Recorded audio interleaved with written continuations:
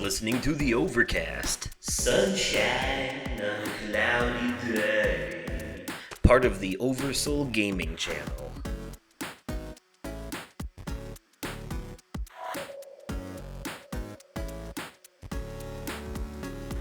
Hello there, everyone, and welcome to the Overcast, your joke-making, fun-having pop culture podcast. I am your host, Justin, aka Oversoul. And I am your co-host, Nick, aka the Vaping Fiend. Yes, and like always, we're bringing you sunshine on a cloudy day. And, Yes. there's been a lot of sunshine and a lot of clouds lately. Some good and some bad. I'll tell you, not a whole lot is going on with me until recently. Just work and stuff like that. I got all my Christmas shopping done for my family. Mm-hmm. I think we're going to have our Christmas on Saturday the 23rd. Okay. Because, well, we're gonna converge on the 23rd, but then we're gonna do presents and stuff Christmas Eve morning before everyone goes home. Gotcha. Okay. Yeah, because Christmas is on a Monday and everyone has to work on Tuesday, so that's not the best time for it. Right. Yeah. Before I forget, it is December 8th, 2023 right now, the day after the Game Awards, and this episode is going to be all about our reactions. We're going to have a discussion about what happened, who won, how we feel about it, the announcements we're looking forward to. Yes. And stuff like that. This is going to be a shorter one too, folks. We are opting out of a media corner in this episode because neither of us were prepared for it, and I, which is part of my life updates, am feeling a bit under the weather. Granted, since I've gotten on here and started talking, I don't feel as shitty, but That's a good thing, though. But I'm pretty sure I have the flu or something because I've got the cold sweats and the walking around makes me nauseous and shit like that. So, ooh, that's no fun. Yeah, not great. So things had been going well until I got sick, and then to top it all off, for some reason my TV decided that it wanted to stop working. Picture specifically. Oh, no. Yeah, so Damn. The audio still works. I can hear the audio, but for some reason the picture stopped working. And this is the kind of thing that can be fixed. But the problem is, for one thing, there's no Sony service center for these kind of repairs in Illinois. Damn. And there's not a lot of places out here in Freeport that do this kind of thing either. And y'all don't have a Best Buy, do you? No, but I did call the Best Buy out in Rockford, and they can do it, but they're Geek Squad and all that, but those assholes charge you $125 just to come look at it and diagnose it. And that's just the first visit. It's a $125 charge just for them to come look at it. That's not including the fix, That's fucking dumb. Yeah, that is terrible. That's bad business practice. Yeah, I don't understand that. So my research tells me that the issue is likely either something with a fuse inside the TV or something with the panel that puts out the image, because it's not the backlight. One of the tricks when this happens is if you shine a flashlight on the TV and you can still barely see something, it means the backlight has gone out. But I couldn't see shit, just completely black TV with no sound, with nothing but sound. Sound works, picture doesn't. So the TV is working. It's that something inside of it went goofy, like there was a hardware issue somehow, and. Yeah, and I want to think that this is just like typical wear and tear over time, but I've only had this for 3 years, so it shouldn't be doing that already. So, no, definitely not.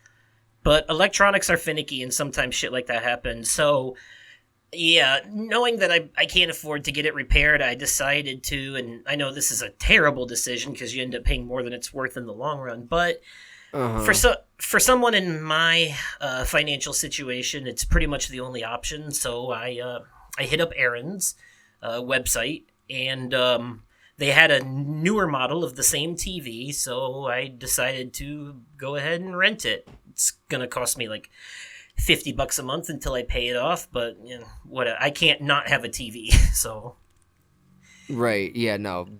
And then how else would you consume media?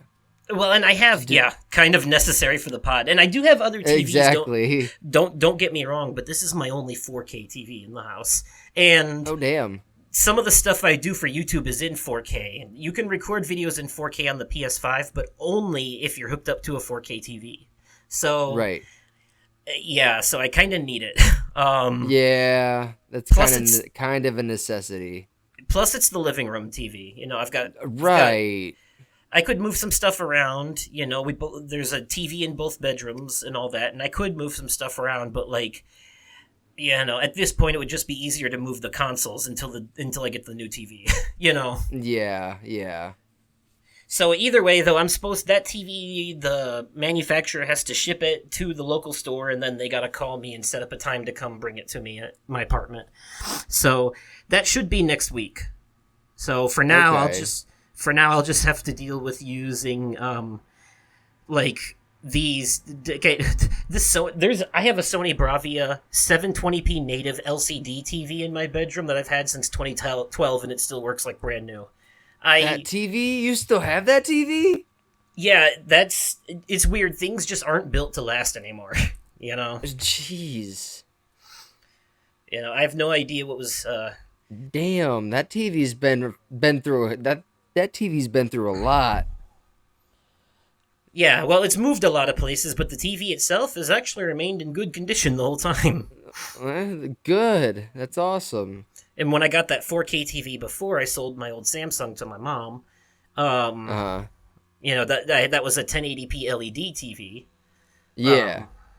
So I just, I need a 4K HDR TV to get the most out of today's video games and shows. Yeah, no, that's my my Roku 4K TV is an HDR as well.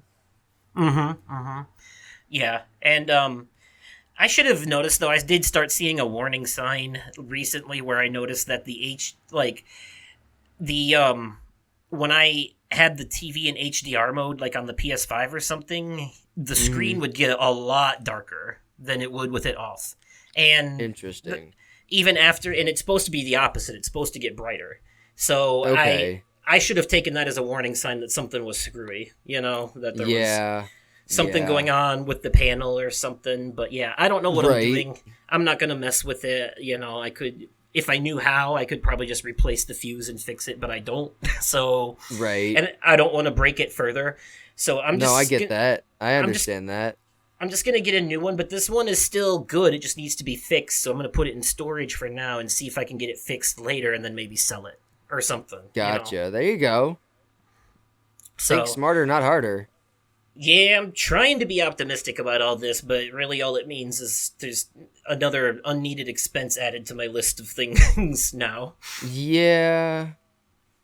But it is what it is. $50 a month ain't too bad. That's not too bad, no. So, but anyways, that's me. What's up with you? So, I'm living with, I'll be moving into my mom's basement here in the next couple of days. Your stereotypical 33-year-old living in his mother's basement. But I am temporarily in one of the upstairs rooms. Okay.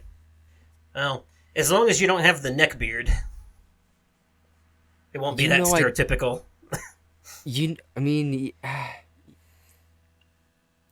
already know I have a beard. Yeah, but is it a neck beard? No, my beard is pretty, it goes far past my neck. Yeah, you're good then. You're not that stereotypical. You basically have to have no neck and oh, gotcha. Okay. And constantly share Pepe Frog memes on Reddit to be the stereotypical basement that dweller. I do not. So that I do not. Okay. So I got home from work last night, and I did catch part of the some of the Game Awards before I went to work. When I got home from work, I tried finishing what I missed, but I found myself dozing, so I turned it off. But I had a vivid dream, and this is interesting. That I don't know why I had this. You and I did a crossover episode of our podcast with Fortress of Nerditude. We had only it had absolutely nothing to do with nerd and pop culture. It was we had the four of us had a paranormal investigation. Interesting. It was really weird, but cool all at the same time. That is really funny, especially considering Spencer is not a horror guy. Right. Probably be the last person to go to an abandoned building and hunt for ghosts. But I do like that. Right? Yeah. I do like that concept. That's kind of funny thinking about it. Right. All right. But no, I recently you and I did a recording. We did a let's play for you get. Okay, I've talked about this on. I talked about this on the podcast before about my opinion about Fortnite. Well, folks, this guy here got me out of that shell, and Fortnite is my new obsession. Yeah, I didn't get to try the racing stuff that came out today yet. Not yet. Oh man, no, because of feeling sick and all. Have you tried it? Have you done? I have not yet. No, I want to, but I don't want to do it by myself. If that makes sense. Fair enough. That's something that would be like, I feel like the first time around I want to do it with somebody that just for the fun of it, you know? Right. Yeah, I haven't put that let's play out yet, but me getting sick kind of put a damper on editing stuff for the minute. No, that makes sense. You gotta take care of you. Yeah, it's just annoying because I have plans after we put out our Christmas episode of the podcast. Because folks, after this episode, the next one we're gonna do is a holiday special talking about Christmas movies and stuff. And then after that, we're not going to be back until the New Year's, and I'm trying to plan that so that it's the same for my YouTube channel too. Like the whole channel is just going on break sans the top 10 video. Fair enough. Okay. Before I forget, there's still plenty of time for people to get into that. Let's see, the deadline is in 2.5 weeks, or 2 weeks and 4 days at this point. All right, I need to get my answer in. Yeah, you do. Every day I've been getting like a new answer, so it looks like people are doing this. Okay. But, all right, yeah, you moved, you had a weird dream, we started playing Fortnite, what else is good? Oh, man, dude. Fuck. Let's see. My daughter's doing good. She's doing good in school. That's good. She's doing a lot better in school. She was struggling for a little bit. I'm guessing there was something going on with her, but she's doing a lot better in school. She's doing good. That's good. Yeah. Huh? I think we should transition over to our topic. Oh, okay. That's all your updates then, huh? Yeah, that's all my updates. Okay. Oof. little bit of whiplash there. Just kind of took a hard left turn. But It really, like, seriously though, right? but all right, yep. That sounds good to me. We will, like I said, folks, we're skipping the media corner in this episode, so straight into the topic. Straight into the topic it is. Yes, right into the topic we go.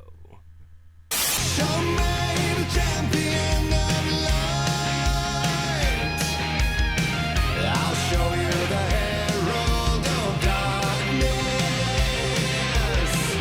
All right, everyone.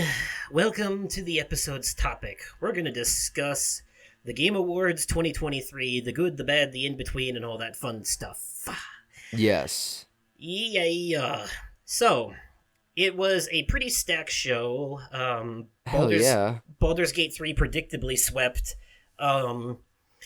You know, what I didn't see coming, though, was Alan Wake 2 winning as much as it did. As much as I love that game, and I'm glad that it won all those awards, I thought that franchise was a lot more niche, and I was surprised and happy to see it getting so much love. I am a bit sad that Spider-Man 2 got so heavily overlooked, but...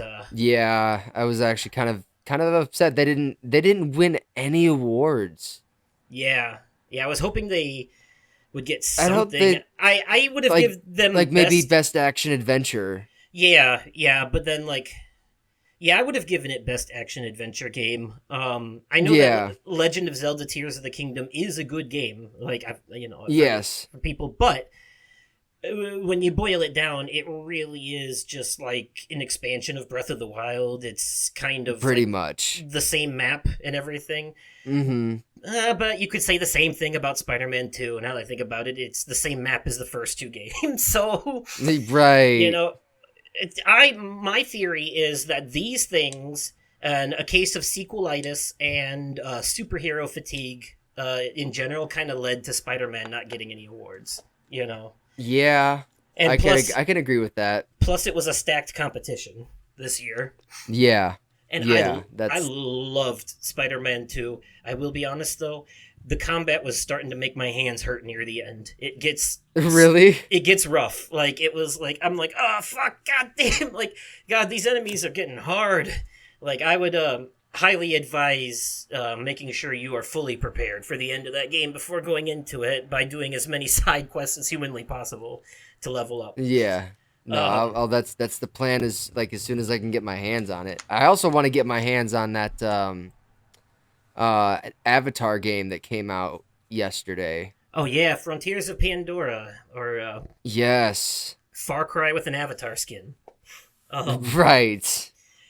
It looks fun. I like. You said it got a lot of mixed reviews. Mixed reviews, yeah. I've seen reviews as low as 4 out of 10, but as high as 9 out of 10. So. Oh damn! Okay. Yeah. So obviously it's subjective. This one, yeah, I think this one's gonna be one of those middle road games for sure. Movie tie-in games can sometimes be difficult to pull off, but I think this one is canonical to the franchise overall. So. Yes, I think it's supposed to come immediately after the events of Way of the Water. Okay. Which I still have yet to watch. Was that a this year movie? I can't remember. Yeah. I think it was. I think it came out in January or February. It came I'm going to have to fact check that. Give me a second. Way of the Water came out in 2022. Oh, okay. Oh yeah, I think it was holiday season last year. Yeah, it just hit streaming platforms this year. Right. Yeah, it released December. It released December of 2022. December 16th of 2022 to be exact. Right. I didn't hate it, but anyways, as far as the Game Awards though, I've got notes, and the first note that I took down was that we're getting a remake of Brothers: A Tale of Two Sons coming next February. I did see that. I was curious as to what that was. I'm like, this game looks familiar, but I can't place it. So it's from the same guy that brought us A Way Out and It Takes Two, the famously multiplayer-only games. Okay. And It Takes Two was winner of Game of the Year the year it came out. whichever one that was. I want to say Okay. 2021, maybe. I think Um, so. yeah, and yeah, those are both games that you have to play with someone else. They are co-op. They're Yeah. split screen co-op, and they're both great. I played A Way Out with Dylan and It Takes Two with my friend Karina. Um, Mhm. both great games. But Brothers: A Tale of Two Sons was the first game he ever made, and that one was single player, but it had a unique mechanic where Okay. you control both the characters. It's got kind of like an isometric view, so you don't have to worry about camera. So the left joystick controls the older brother, and the right joystick controls the younger brother, and you have them work together to get past obstacles and stuff. And it takes place, I want to say, in like a Nordic mythology type setting because there's like Okay. giants and trolls and stuff. Um, Okay. yeah, it's like a very basic, relaxing kind of Yeah. puzzle adventure game. I Um, gathered that. Yeah. it's not like it doesn't really have any combat or anything, and if I remember correctly, there's no dialogue either. The story is told entirely through the visuals. So Okay. yeah, which is kind of like Journey. Um, Yeah. Yeah. I remember that game. so I'm excited for that because I love that game, and I'd love to give it another go. And Okay. then Super Mario Brothers Wonder wins the best family game. Did we predict that? Yes. I don't. I think so. I don't remember. I don't remember the. I don't remember all the nominees for that. I think. I think we Um, did. no, you voted. Well, you voted for the Disney game, the Disney Island Adventure Oh game. yeah, that's right. I did, didn't I? Yep, I But sure did. I think you predicted Mario. Um, Yes. Yep. I sure. Yep. Mm-hmm.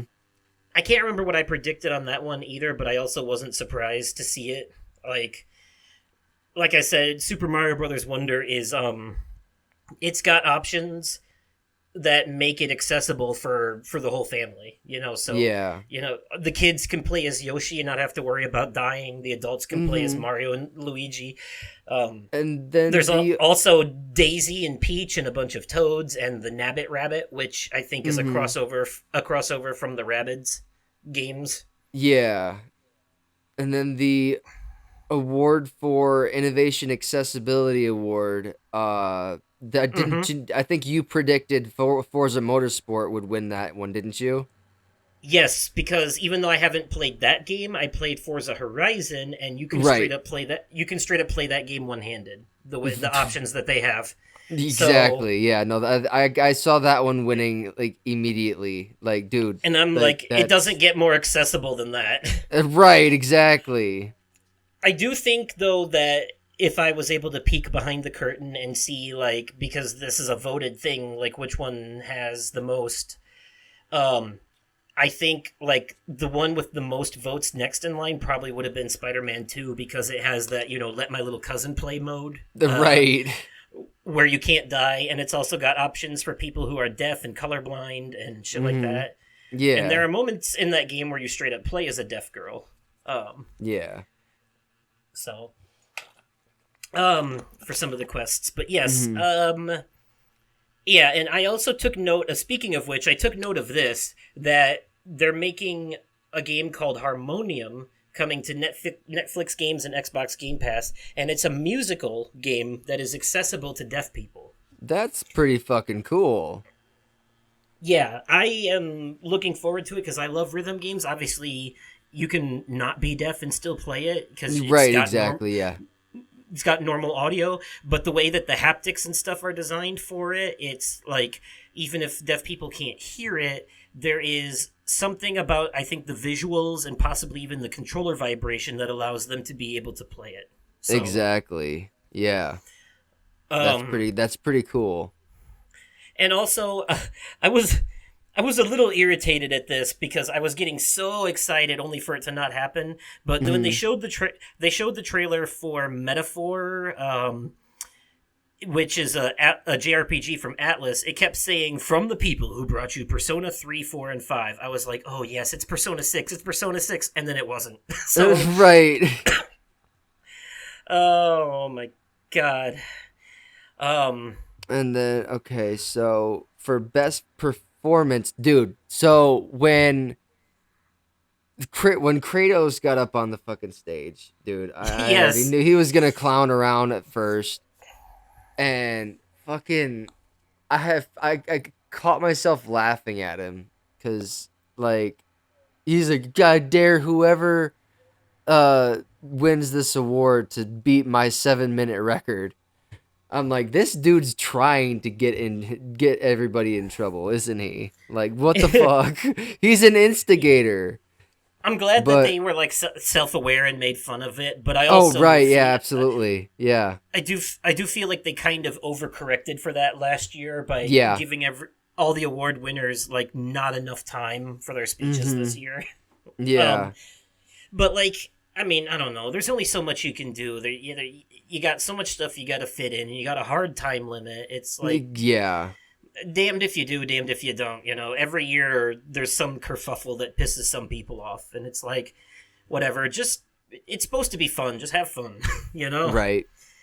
I mean, it is. I do wish that they got a little more time. Like when Sam Lake accepted the award for Alan Wake 2, they started playing the send off music. I was like, let the man speak. English is not his native language. He's from Finland. Let the man speak. 30 Right. seconds is not enough for someone with an accent. Right.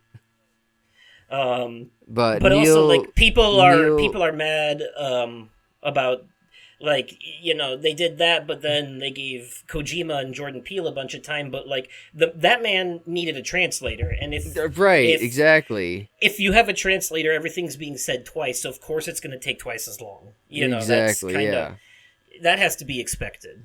Oh, right. Absolutely. But I'm going to swing back to that later because Jordan Peele being involved in a horror game is exciting to me. Yeah, it is. But yeah, best performance for Asterion in Baldur's Gate 3 went to Neil Newbonwins. Oh, Neil Newbon. I think I forgot to put a space there. Oh, I think it's actually it's supposed to be Neil. It's supposed to be Neil Newborn. They were rushing through so much of this that I had to type fast. Okay, on my fair. notes. All right, yep. But yeah, Neil Newborn, which I kind of saw that coming, but I also would not have been surprised if it was Ben Starr from Final Fantasy 16 or Yuri Right. Lowenthal from Spider-Man, because they're both really good too. I half expected it to go to Idris Elba, honestly, just because he's Yeah, the popular one. But Yeah. people love the character of Asterion, so and Matthew McConaughey is starring in a sci-fi horror game called Exodus. They had out me to talk sold about. at Matthew McConaughey. All right, all right, all right. The fuck? And I Yes, think- please I sign think- me up. I think he also said that it's like a narrative-focused game with choices and stuff. Yes, yes. No, dude, I'm excited for that. I can't. And he said that his character is gonna have a relationship with each and every player. Sign me up. Yes, please. You got me sold. One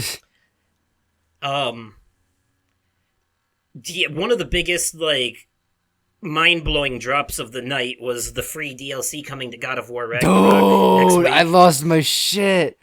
Like, bro, I thought it was another. I thought they were doing another God of War game. To be completely honest, I did at first too, and I was like, already? already, like, dude, another fuck. No, but this is But- coming out next week on Tuesday, December 12th.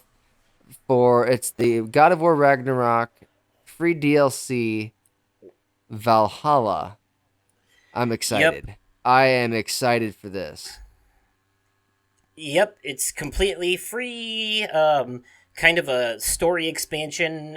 It looks like it takes place after the game, and apparently it plays like a roguelike. So I need that's to interesting. I need to finish God of War Ragnarok first of all before I can even touch this DLC. Yeah. I've been putting that one off for so long. But I need to finish House of Ashes first and then Yeah. do a watch through of your Let's Play of the Devil in Me. So, do you remember what we predicted for best narrative? I don't remember.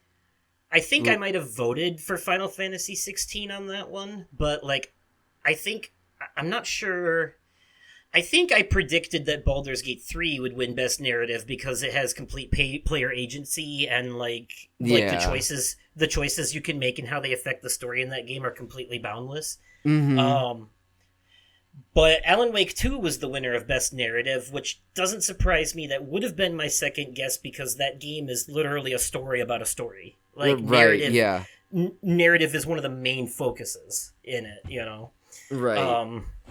So that doesn't surprise me. It's a very layered, kind of confusing story. But, you know, the simplest way anyone can put it is that a guy who writes horror stories wakes up inside one that he doesn't remember writing. You know? It's very, Stephen King or David Lynch style. Okay. So that doesn't surprise me. What does surprise me, however, is Cocoon winning Best Debut Indie Game. I thought for sure Dredge had that in the bag. I thought for sure it was going to be Dredge. Yeah, no, I might...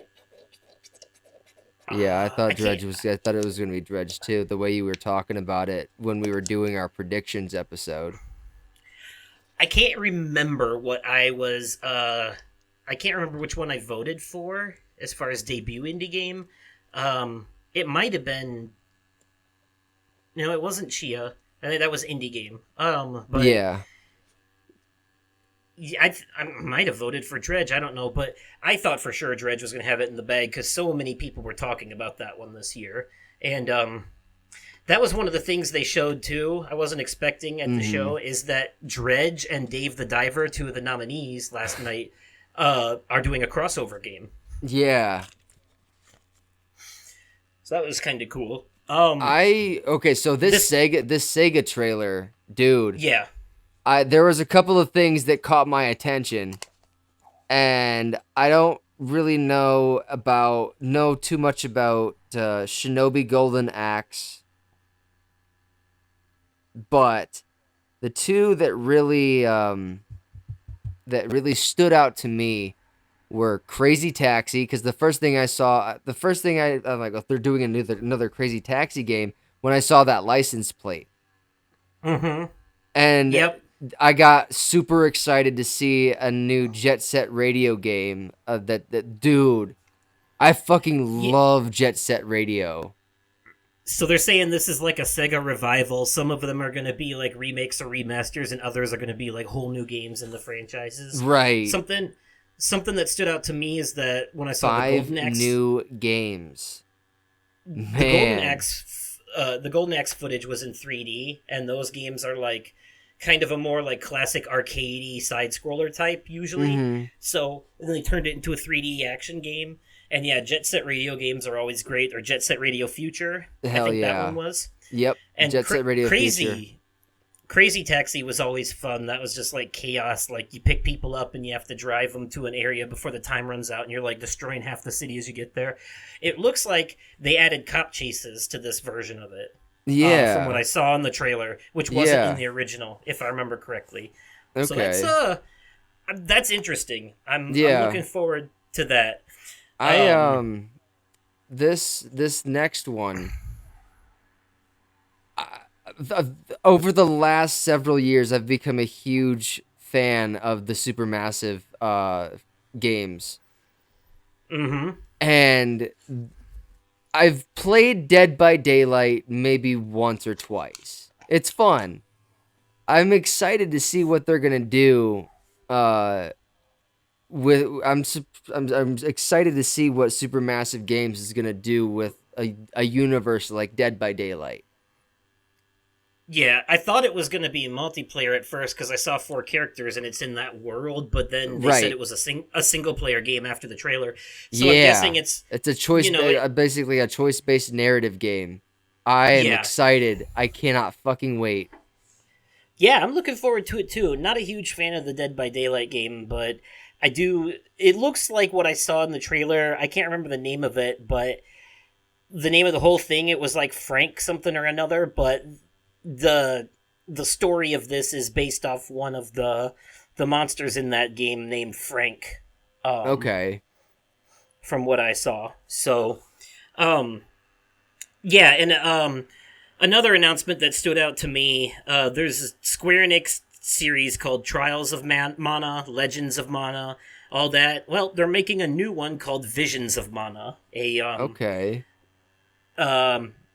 action RPG franchise with like JRPG animation, but it plays more real time, I want to say. There's a bunch of different ones. Several of them are free on PlayStation Plus right now, actually, like the remasters of the old ones. But this is exciting for me because it's been a long time since we've gotten a Mana game, and those visuals were beautiful. No, I believe it. Oh yeah, no, that it looked like an amazing game. Absolutely beautiful. And Rise of the Ronin. Yeah. Coming from Team Ninja is finally getting a release date next March. I know a lot of people have been looking forward to this. Now, I know, just from looking at it, that it's going to be...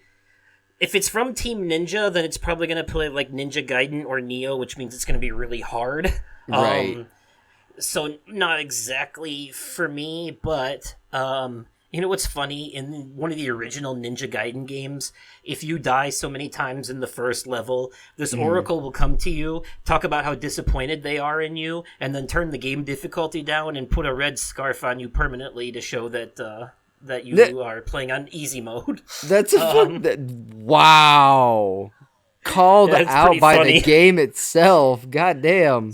Yeah, some games call you out for playing on easy, like the Wolfenstein games, which are notoriously difficult. They are a first-person shooter where you're taking down Nazis in like an alternate history setting, and it's very steampunk. They got like war mechs and stuff. Okay.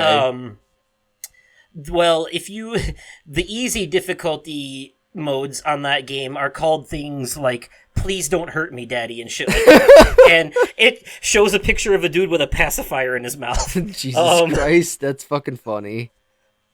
Yes, but I know a lot of people are excited for this. Now, do you remember what we predicted for best action game? I don't remember.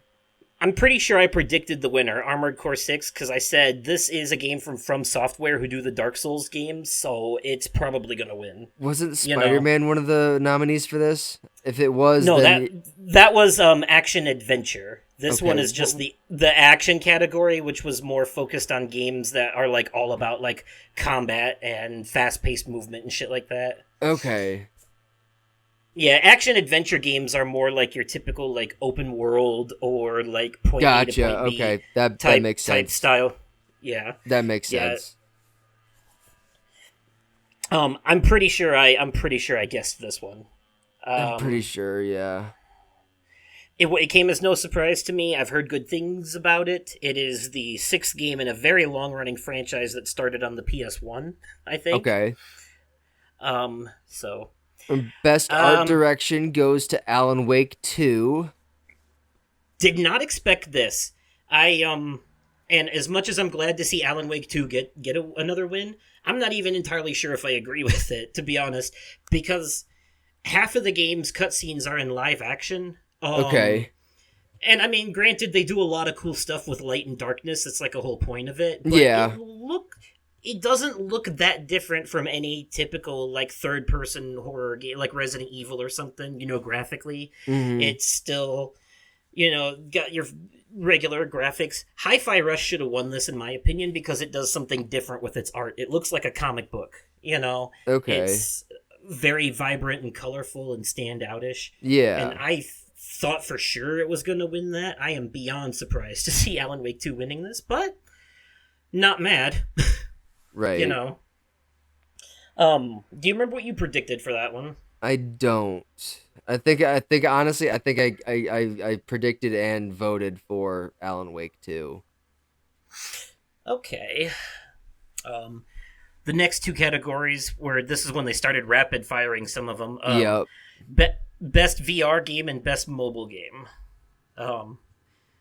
which went to Resident Evil Village, got the best VR game, and Honkai Star Rail won the best mobile game. Yep. And I'm pretty sure I predicted both of these. Yeah, it was actually really exciting to see Jordan Peele at the Game Awards. Oh, yeah. Yeah. Before I get there, though, I do want to say I'm glad that Honkai Star Rail won Best Mobile Game. I've been playing that on the PS5, and I really enjoy it. Okay. Yeah. I mean, it was in my nominee list for the top 10 contest video. Mm-hmm. So, I'm not surprised that that won. Resident Evil Village winning Best VR Game, though, I'm not surprised, but I feel like there were a couple of better VR games that should have been nominated this, and they weren't even nominated, like Seventh Guest. Yeah. But, oh well. But yeah, Hideo Kojima and Jordan Peele working on a horror game called OD, Yes. which makes me think it's a spiritual successor to PT. Right. Okay. This next one, when this world premiere... Were you gonna say something about Jordan Peele? No, I was just saying it was really exciting to see him at the Game Awards having he's finally dipping his hands into the video game world. Yeah, and Jordan Peele has made some amazing horror movies, Get Out, Us, and Nope. Yes. So seeing him have a hand in what Hideo Kojima described as it's a game, but it's also a movie, but it's also a new type of media. Yeah, that's exciting. It is exciting because Hideo Kojima does weird experimental shit and ends up creating new genres. When he made Death Stranding, that is the first and only game in a genre known as the Strand genre. So far. Okay.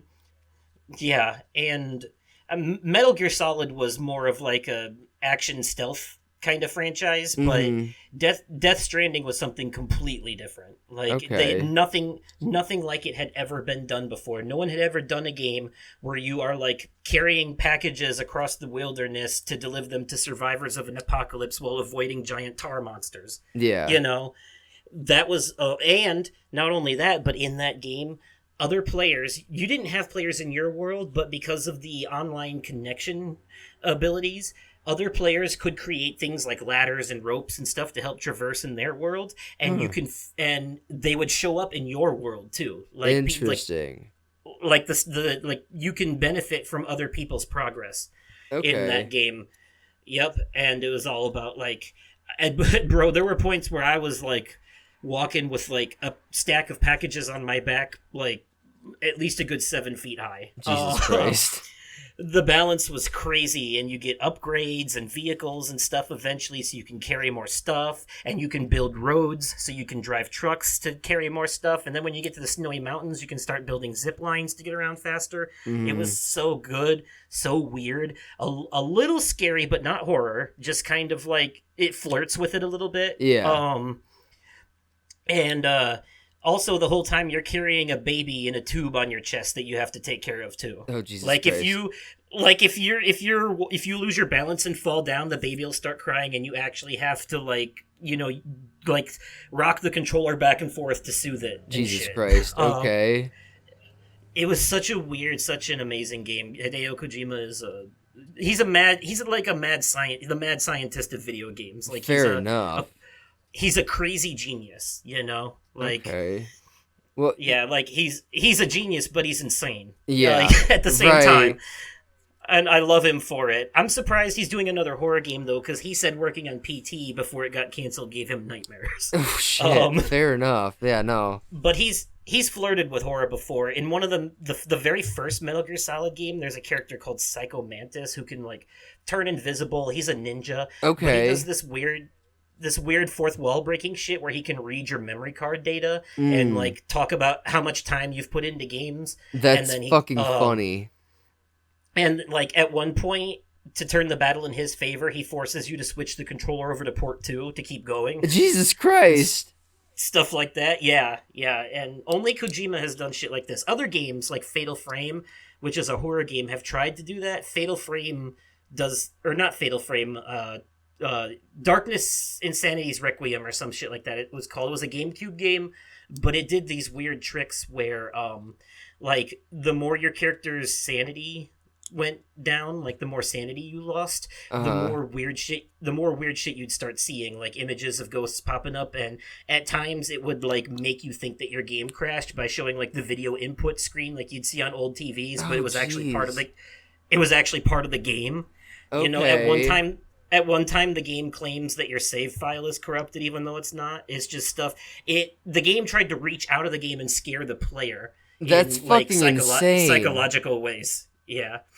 So I love when games do stuff like that. It's very innovative, very creative. Yeah. And I've loved everything Kojima's ever done, so I'm excited to see whatever the hell this is Right. when it comes out. Especially with Jordan Peele working with him. Right. That man has made nothing but good movies so far. Exactly. So you know me, I'm not a huge survival horror game person. But when I heard I already knew it was something that had something to do with Jurassic Park before the title even came across the screen, because that is theme music you cannot mistake, dude. I am so excited for this. I will probably end up dropping the money for this. I would love to play this game. Yeah, it looked interesting. It does. I was interested in it. It looks really good. And like the scene that was in the trailer is a scene straight out of the first movie. Yep, sure is. So that was pretty cool too. Oh, I'm so excited.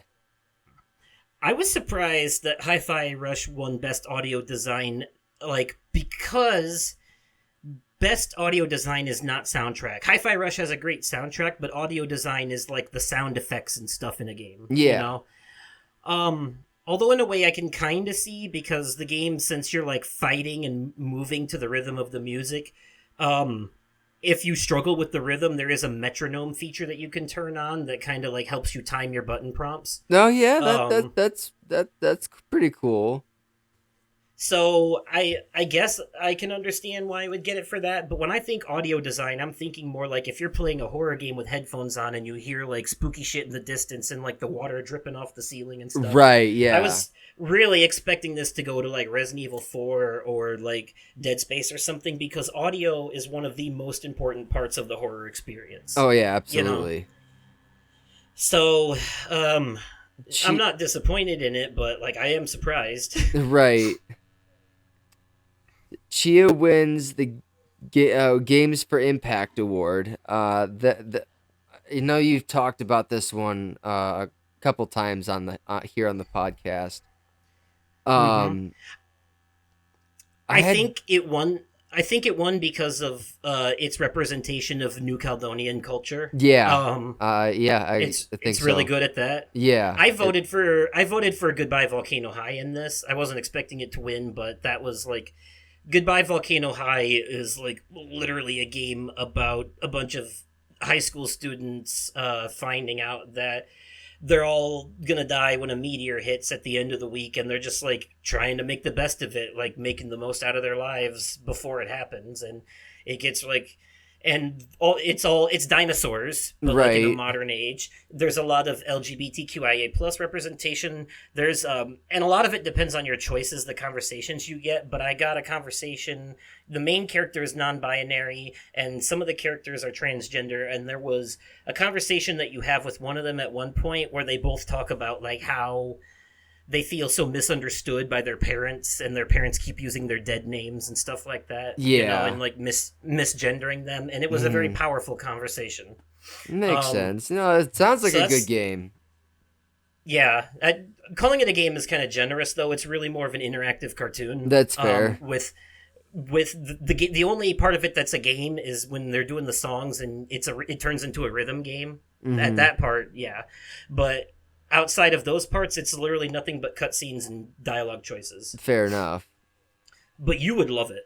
I think you really would. Okay. And it doesn't matter if you it doesn't matter if you fuck up the songs, it just changes the post cutscene because the story basically ends the same way no matter what. It's really this is more about the journey than the destination type Fair of game. enough. That makes sense. Yeah. I really liked it. There were some moments where I actually started tearing up playing that game. Damn. Okay. So I was really hoping it would win this, but I'm happy with Chia winning this too. Right. I'm not surprised. I haven't played Venba yet. I remember it was one of the nominees, but I have downloaded it on Game Pass, and I've seen trailers for it and stuff. Mm-hmm. And it looks like it's basically a cooking game, from what I can tell. Yeah, that's what I gathered too. But oh, this is exciting. The developers of Life is Strange are making another game called Lost Records, and it looks like it plays like the Life is Strange games where you make choices and stuff, and it's got the same art style. Okay.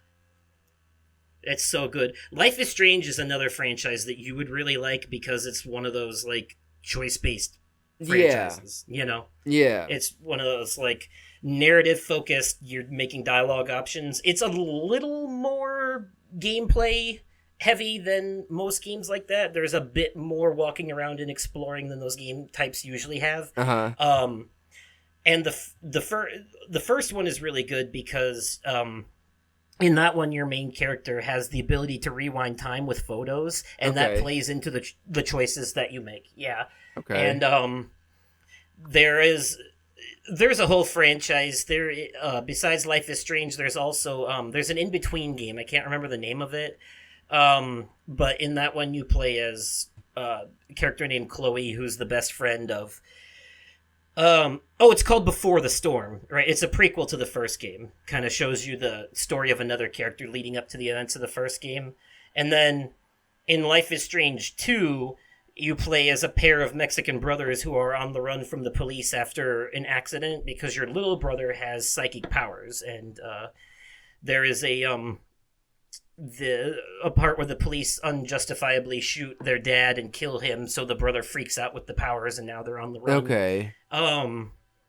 And then the final one is called Life is Strange True Colors, and in that one you play as an empath who can see people's auras and feel their emotions. So I really like all of them. They're so good. I'll have to check some of them out sometime. Yeah, True Colors I think is the best one, but they're all great. So I'm definitely looking forward to Lost Records because it's the same developer, and they're also the developer, don't nod, behind that upcoming action RPG Banishers Ghosts of New Eden that's coming out next month, which is a completely different style game for them. But I'm very much looking forward to that too because it's like it's a fantasy action RPG where your companion is a ghost. That's pretty cool, you know. Final Fantasy 16 wins best soundtrack.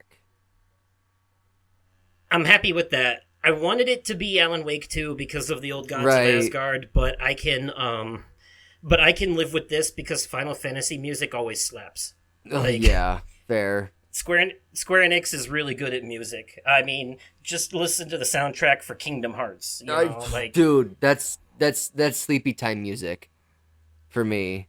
Some of it, but not all of it. Because there are some, like, the battle music is always like upbeat, but then there's also like, you know, like the piano melody in the opening of the game that's more slow. Yeah,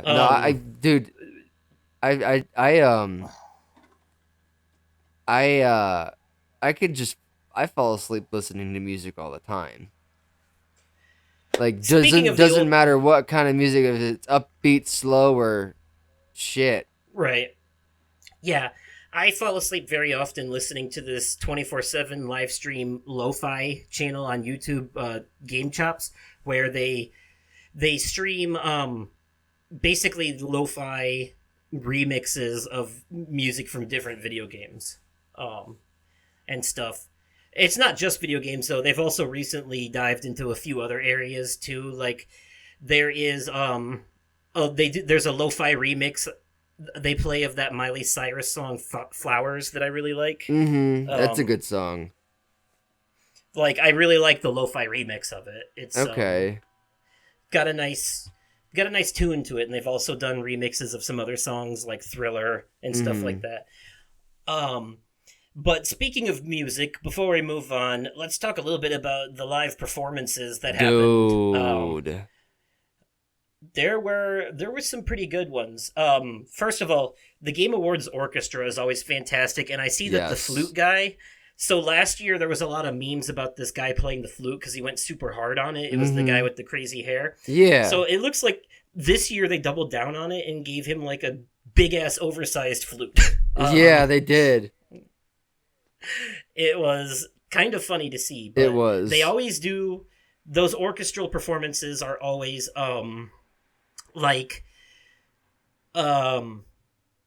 they always do it at the end of the show for Game of the Year, and they play a little bit of music from each nominee, and it flows into they all flow into each other so seamlessly. It was that orchestra is very cool. talented. It was so cool to see. And that orchestra actually did a concert earlier this year. They did the Game Awards 10th anniversary concert back in June, and apparently they played they played popular music from several different games, like previous Game of the Year winners and stuff. That's amazing for that concert.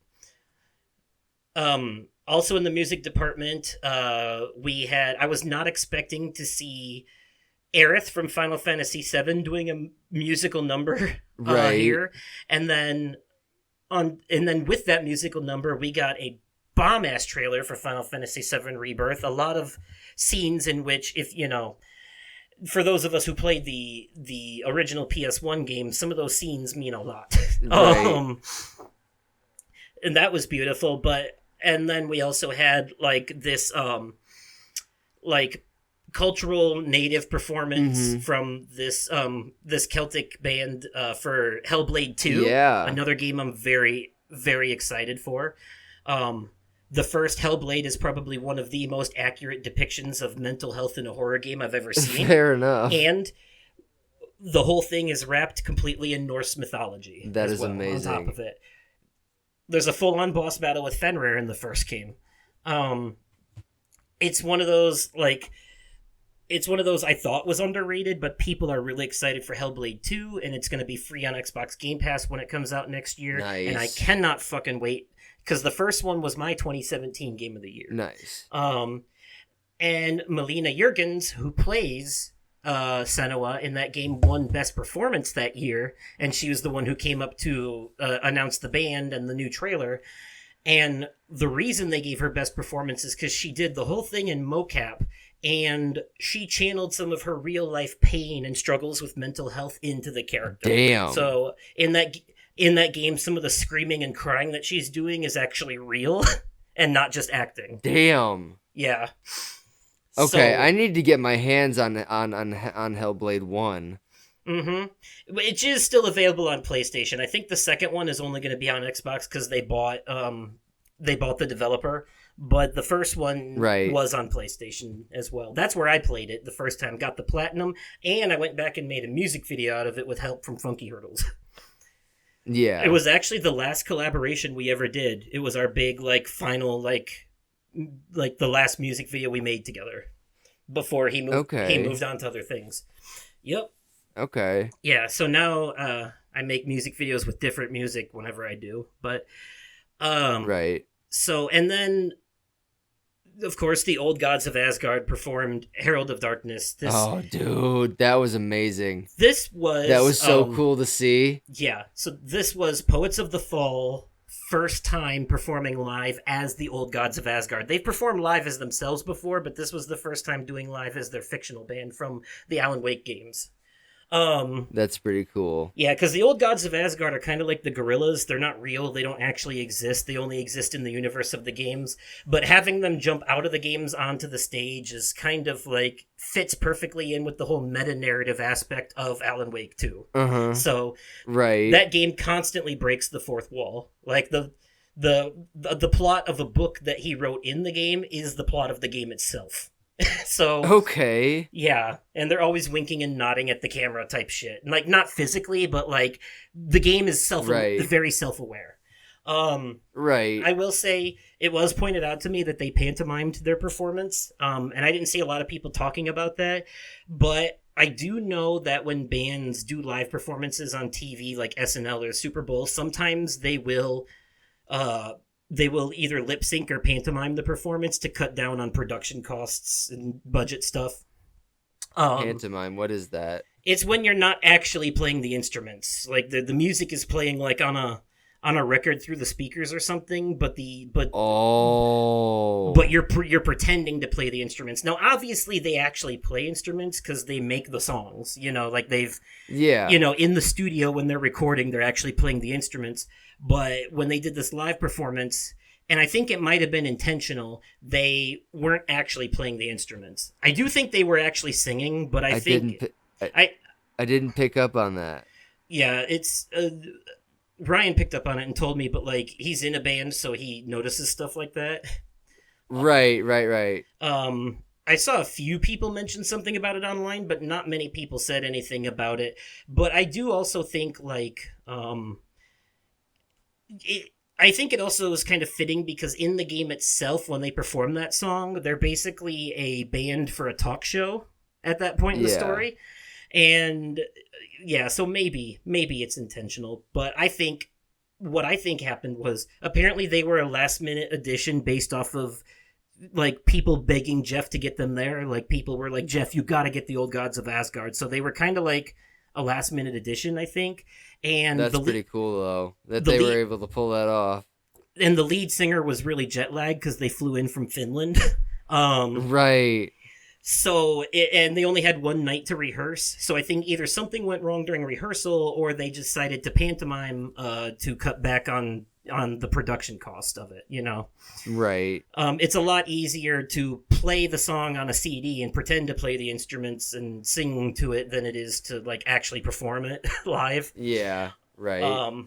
And, you know, so, since everything was being so rushed and they were low on time, it kind of makes sense. But the song was really good. The live action actor for Alan Wake dancing on stage with that Sam was pretty cool.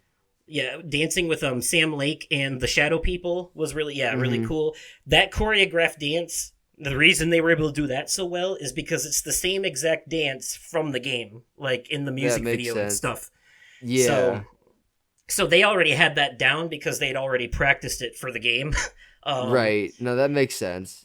And it was cool to see Alan Wake's voice actor doing his lines off stage, who also plays Dr. Casper Darling in Control. And the guy who plays... I was very happy to see the guy who plays Mr. Door there as well, because you can't do that song without him. Him and Alan's lines are a very important part of the song. Dylan once described Old Gods of Asgard as Swedish Metallica. Okay. And I can see it. Their songs definitely have a very, like, 90s rock-leaning sound with some Norse mythology thrown in. Yes. And, like, the lyrics of all their songs are literally about the games they're from. Yeah. So, but yeah, that was so cool to see, and I was happy with it. Ryan said it was still a good performance, and it was good. I liked it. It was just hard for him to not notice that particular thing. It didn't take away from it, though. It was still really cool. Yeah, that song when it happens in Alan Wake 2 is like the best part of that entire game by a large margin. It's so cool when it happens, and like because you're going through this like backstage area and you're fighting off the Taken while the videos pop up in the background, like big screens in the background have like the live action scenes from the music video playing on it, and the song, it's a dynamic song, so it adjusts to your playing. Like certain parts of the song won't kick in until you pass a certain threshold on the path. You know what I mean? Gotcha. Okay. And there's like they're doing dancing and stuff, and there are times where the dancing is actually them telling you where to go. Like they'll swing their arms around and like point their fingers one way or the other, and it's like telling you to go that way. It is so cool and so well done. They have another song in that game two others, but the other one that takes place during gameplay is called Dark Ocean Summoning, and it Okay. happens. It happens while you're fighting off wave after wave of enemy at a section near the end of the game, and it's so Gotcha. cool. Yeah, Okay. and at that point, the old gods of Asgard in the present are actually old guys, but because everybody has powers in this universe, when they go to Mm. perform, their music is actually magic, and they project an image of their younger selves on the sky while they're performing, and they look and sound younger, but it's all done through magic. It's crazy. Hmm. I love it. So great musical See, performances at the Game Awards last night. absolutely. Sea of Stars wins Best Indie Game. Not surprised. Saw that coming a mile away. I was that game very popular this year, and it was free on PlayStation Plus and Game Pass. Okay. It takes us back to kind of like the olden days of turn-based JRPGs, and Okay. that's a big thing for a lot of people. So Right. not surprised at all. Baldur's Gate 3 won Best Community Support, which means Mm-hmm. I'm not surprised. I've heard that the developers are very transparent with their fans and they listen to the feedback, and they're very quick about updating and patching the game with the stuff people want. Yeah. Ryan last night, he was kind of like, damn, I need to get a copy of Baldur's Gate 3, and then one of his friends ended up buying it for him, apparently. There you go. Gifted it to him on Steam. Nice. Street Fighter 5 or Six. wow, 6. Street Fighter 6 wins Best Fighting Game. Yep, I figured you'd be happy about that. Yeah, I can appreciate that. I think it was also your prediction. Yeah, prediction. I think my prediction was Mortal Kombat. Yeah, you're right. Mortal Kombat 1. I'm actually surprised that one didn't win. If I'm Right. being completely honest. Yeah. Like, genuinely surprised. I think Mortal Kombat is more popular than Street Fighter, but Street Fighter's got a big crowd, too. Yeah, they So, do. yeah, it doesn't surprise me. And I know you like that franchise, I think you said before. I've So, I've dabbled in Street Fighter a little bit here and there. Hadouken.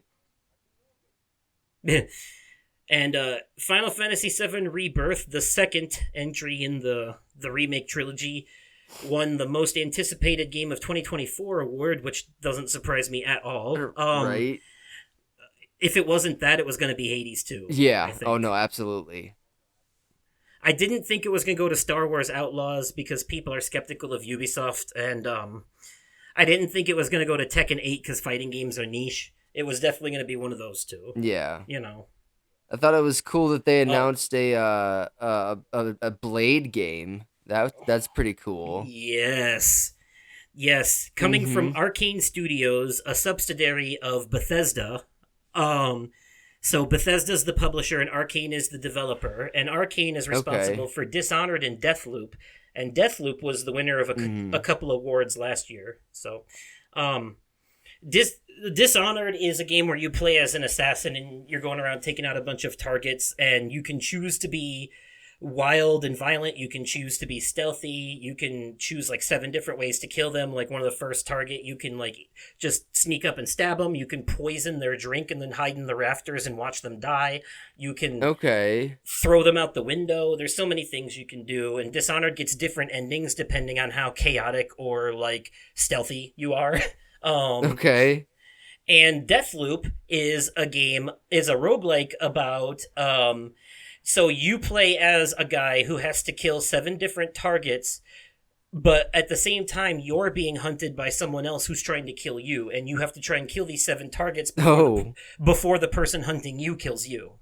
And Okay. if you play online, the person hunting you can be another player. But if you play offline, then it's just an NPC. But that's the whole point of the game, is that and if you don't kill all 7 targets before they kill you, you try again, but you get to carry over all your upgrades and shit. Okay. Yeah. I think if I had to choose, I think Blade will probably play more like Dishonored. Probably. I can see that happening. I'm excited though, because I mean, he's Blade is a very underrated Marvel character, I think. Oh, absolutely, yes. So, And the fact that it's taking place in Paris. Yep. Yeah, he's a vampire that kills vampires. Yeah. Oh, and this made me happy. Anthony Mackie came out to announce that because of the overwhelmingly positive reception to Season 1, Twisted Metal 2 will be getting a Season 2, or Twisted Metal will be getting a Season 2 on Peacock, and, based off the ending of the first season, the second season is probably going to be a death game tournament. Like, Yeah. it's going to be like the games, like the actual video games. Mm-hmm. The first season was a lot of setup, but the season 2 is where it's actually going to be like the game, and I can't wait. They promise so much. I think in season 2 we're going to get Dollface, Mr. Grimm, and Axel. I liked seeing Samoa Joe as Sweet Tooth in this. It was pretty cool. As the body actor, and him and his body acting along with Will Arnett's voice acting fits perfectly. Yeah, it's so well done. Absolutely. Yes.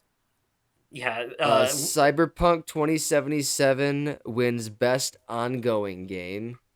Yeah, I'm not surprised. Their 2.0 update basically rehauled the entire game. Like, it basically, refreshed it and, gave it a huge quality of life improvement. And, really? I haven't touched it since the 2.0. And they added so many new features and fixed pretty much everything that was wrong with it before. Okay. It's almost like an entirely different game now. Really? Well, then I need to jump back into it.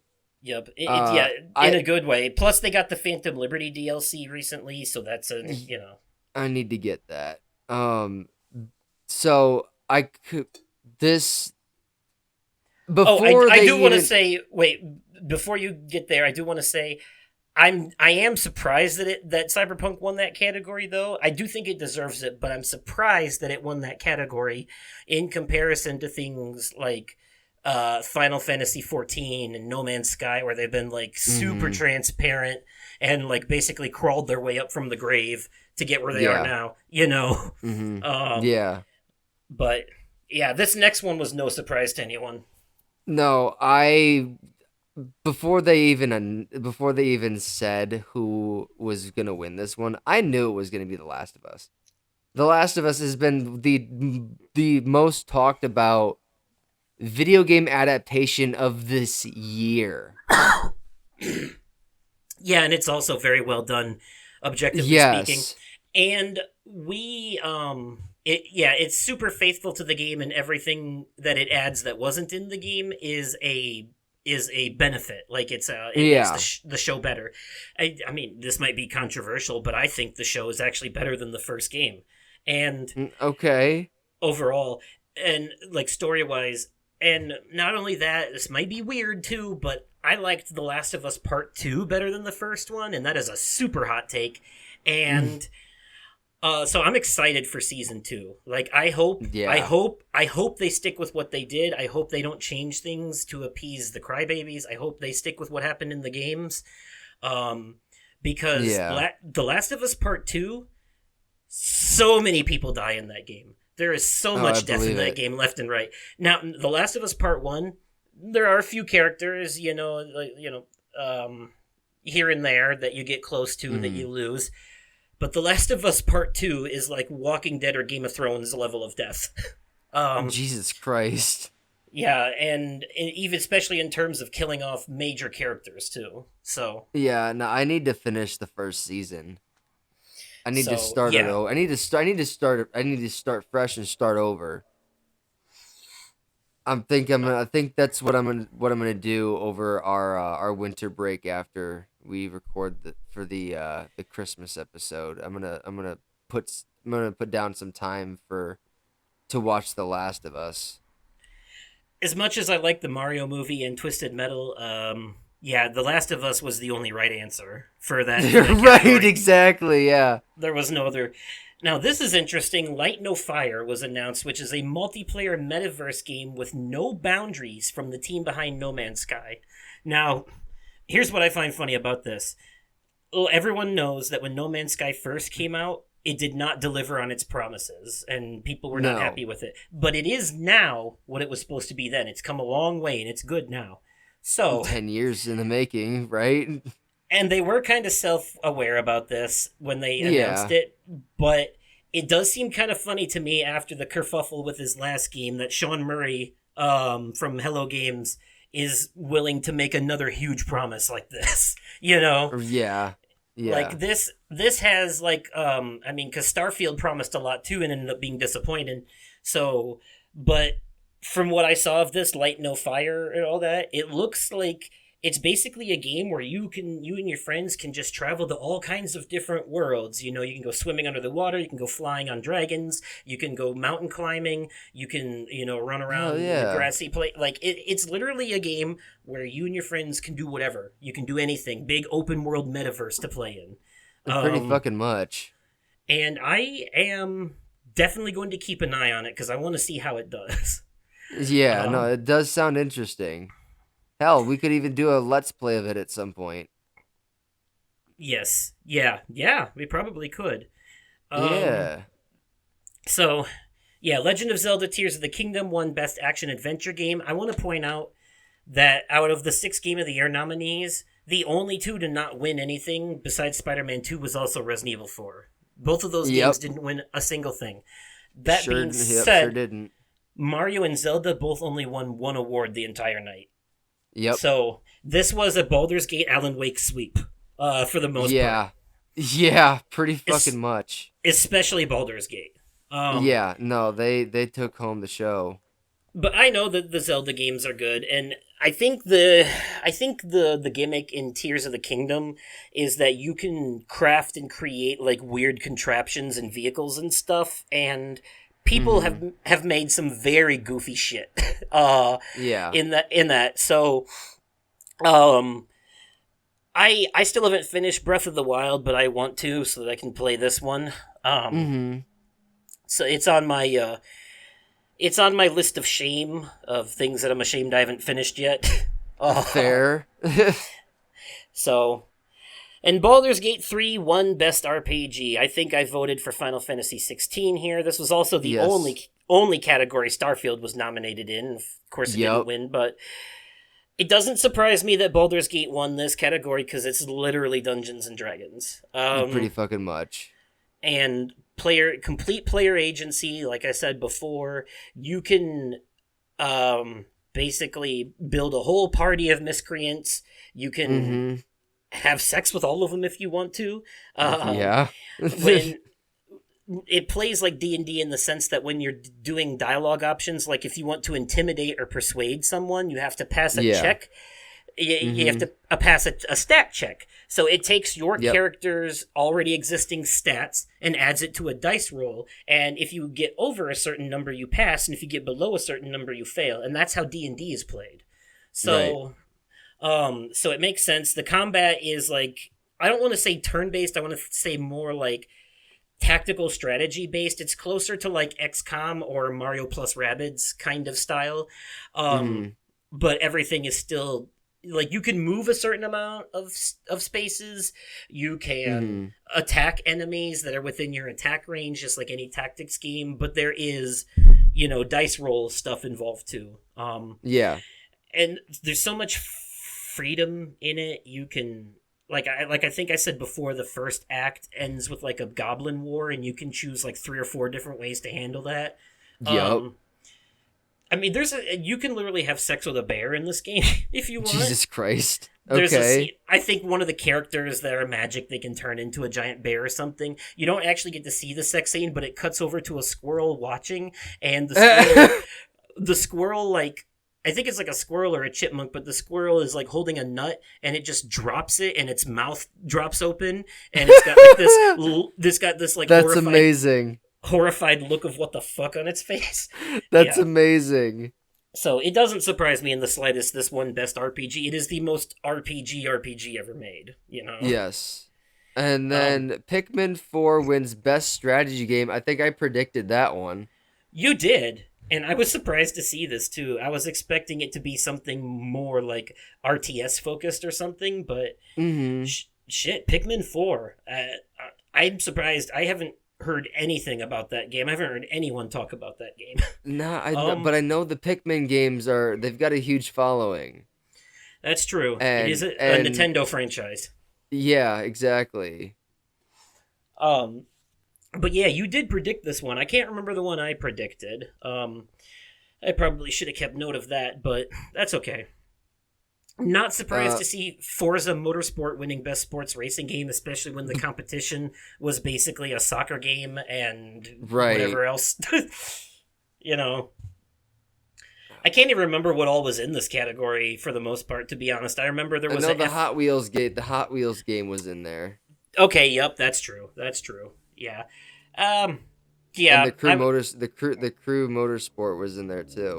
The Crew Motorfest, yeah, that's the one I voted Motorfest, for. yeah. Yeah, I was kind of hoping to see that win because it's a car PG, but Yeah. Right. I can respect Forza Motorsport winning. I like the Forza Horizon games better, but Motorsport probably deserves it. Wasn't Gran Turismo 7 in there too? It might have been. That one was nominated for Best VR Game, if I remember correctly. That's right. That was Best VR game. Okay, that's right. Baldur's Gate 3 won the Best multiplayer game. Yep. And it won the fan voted community award. Won the one that I was telling you about last week. That was like in 3 rounds. And it was the only category in the entire Game Awards that's 100% fan voted. Yeah. I was expecting it to be Genshin Impact because the developers of that game do this thing where they're like, if we win, then we'll give all of our users a bunch of free in-game currency. So like all of their fans try to go vote for it. And it won last year, but not this time. Damn. And I was expecting Super Mario Wonder to win Best Multiplayer Game, and really I think it should have. But Baldur's Gate 3 has local co-op, so you and a friend or significant other can actually play through the entire game together. Hell yeah.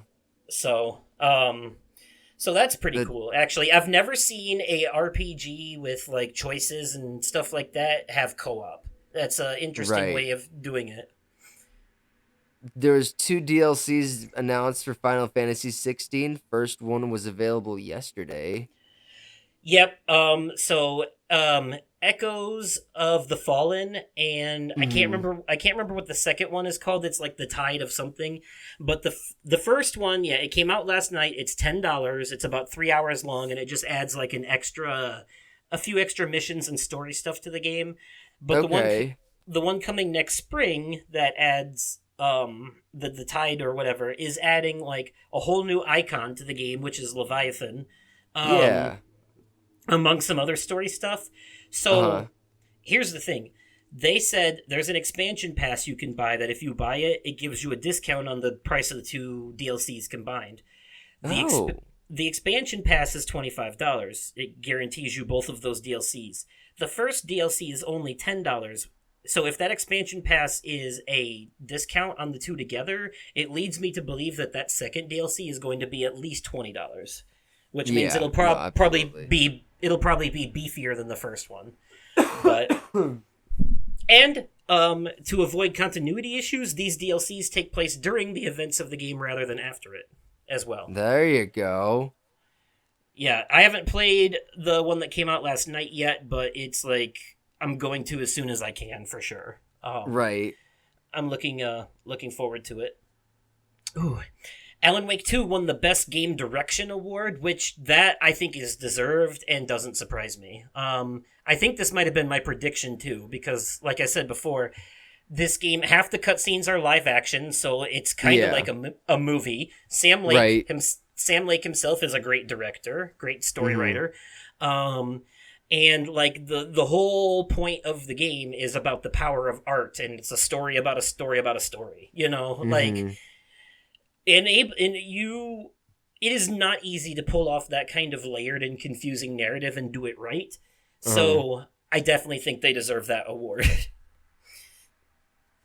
Because you can do that and you can do it wrong, but they do it right.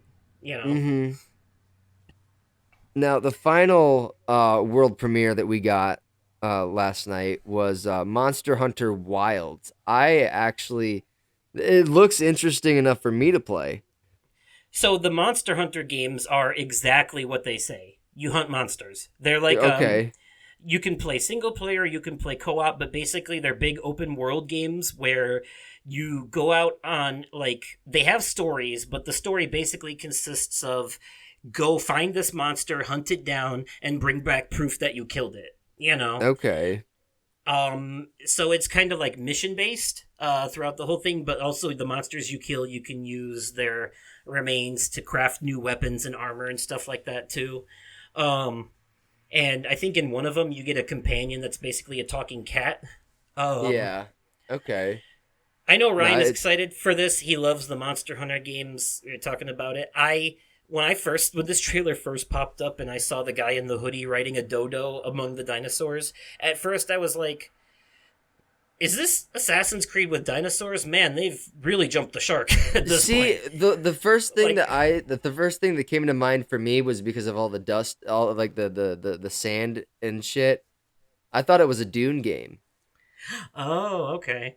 Yeah, there's no dinosaurs in Dune, so No, there's Yeah. not, but you know. I think this I mean, I could be wrong, but I think this might also be excuse me, the first Monster Hunter game to take place in like a prehistoric setting.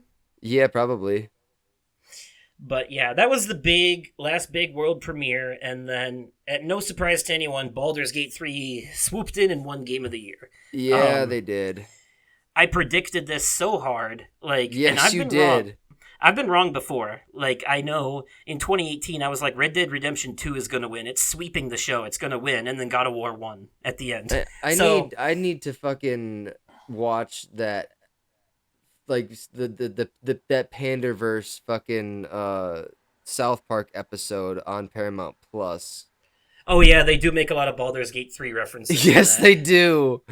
I need to watch it. I have not, like, I've seen bits and pieces of it, but I have not seen the whole thing yet. Oop, that'll be a good thing for the year in review episode. Sure will. But yeah, I well-deserved award. Yes, I will absolutely. give it to him. Again, another situation where I wish the developer would have had more time to give an award speech, especially Right. because they were It's dedicating the- the award to a coworker that passed away. Yeah, Um, dude, they could have easily let them talk a little bit longer because it was the last fucking acceptance speech of the night.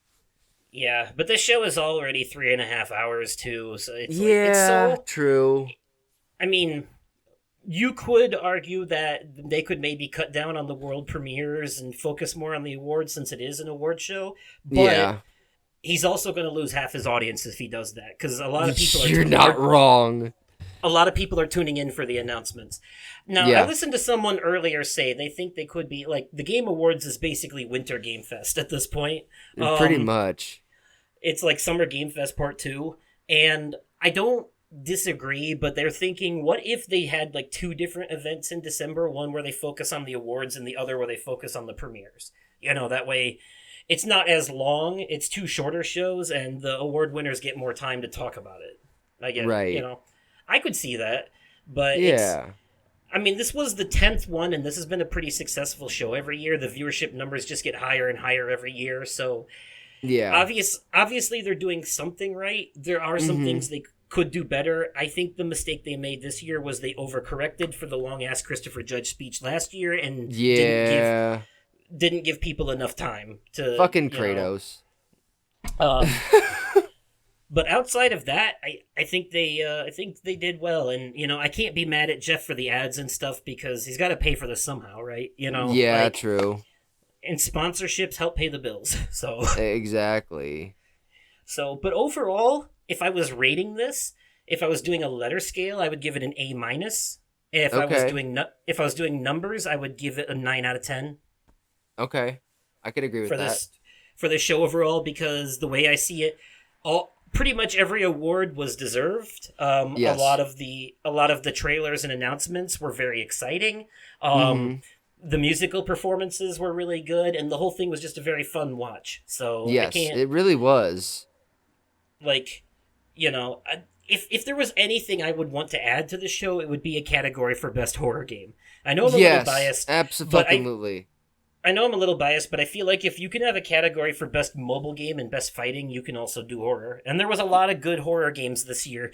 Games that Yeah. deserve more attention, like Amnesia: The Bunker, would have at least been nominated there. Yeah, absolutely.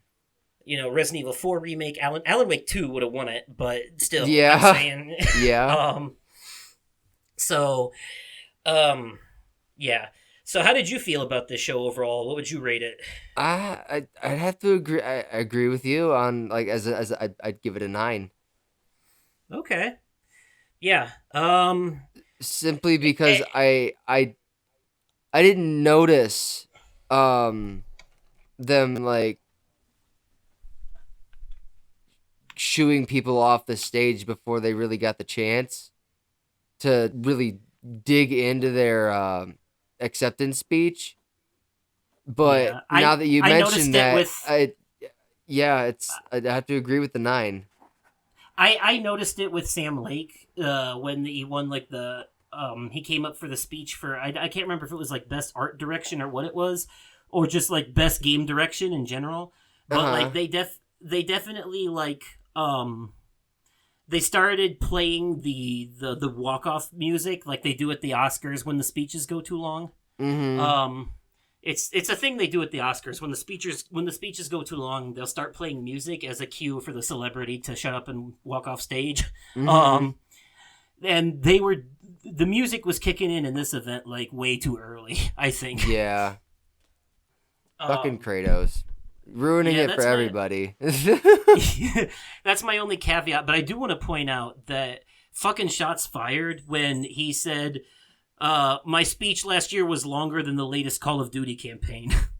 Jesus Christ. Yeah. Because Modern Warfare 3 that just came out, people are notoriously disappointed because the campaign is super short. I also read an article today that said the developers, like Activision, is like genuinely upset about that joke. So I believe it. like whatever, it's a joke, get over it. Yeah. Also from what people are saying, it's a true joke. So Right. but you know what? I can't blame them for doing a shorter campaign, knowing good and goddamn well that most of the people who buy those games are doing it for the multiplayer. Uh-huh. It's like they probably feel like, why even waste the resources on single player anymore if everyone's just gonna play the goddamn multiplayer anyways? Yeah. But that was a fucking he roasted that. He Yeah, roasted he did. them. I was like, God damn, shots fired. Mhm. So that was funny. And then they started playing him off before he even said anything, and he was like, "You motherfucker." So that was obviously like a rehearsed joke that was done real well. Yeah. Also, I see a lot of people complaining about the fact that there's always a Muppet every year, but like, here's the thing, right? Jeff loves the Muppets. They're like one of his favorite things. I think the Muppets are great too. I love the Muppets. I don't mind seeing them. Animal was there last year, Gonzo this year. I like seeing the Muppets there. Apparently a lot of people don't like it and think it's cringe. I loved But it. my thing is this. We wouldn't even have events like this anymore if it wasn't for Jeff, so he can have his Muppets, as far as I'm concerned. Pretty He's fucking entitled to them. much. Exactly. E3 is dead. We would have nothing like that anymore if it wasn't for Jeff doing these events. So Exactly. let the man have his Muppets. Right. So before we wrap up, is there anything we didn't talk about that you wanted to mention, or any other notes on anything they could have done better, or anything like that? No, I can't really think of anything else. Okay. Honestly, Well, that works. I think this is probably just me talking here, but I think they could have squeezed in the commercials, basically stuff we already know about. They could have squeezed in the trailer for Grand Theft Auto 6.